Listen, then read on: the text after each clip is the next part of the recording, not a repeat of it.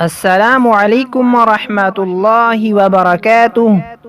سامعین کرام، آج کی اس ویڈیو میں ہم انشاءاللہ دماغ کو تیز کرنے کے لیے، حافظہ مضبوط کرنے کے لیے ایک وظیفہ سیکھیں گے۔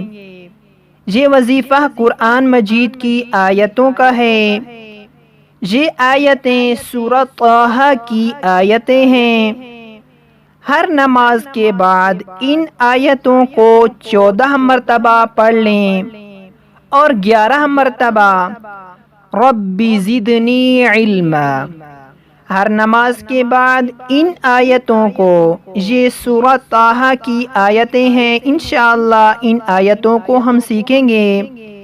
ان آیتوں کو 14 مرتبہ پڑھیں اور ساتھ میں 11 مرتبہ رب زدنی علما، رب زدنی علما پڑھیں تو انشاءاللہ تعالی حافظہ مضبوط ہو جائے گا، دماغ تیز ہو جائے گا۔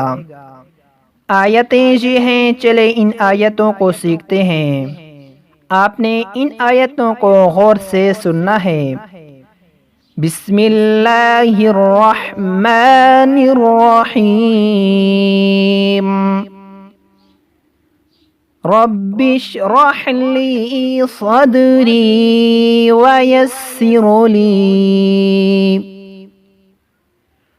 رب اشرح لی صدری ویسر لی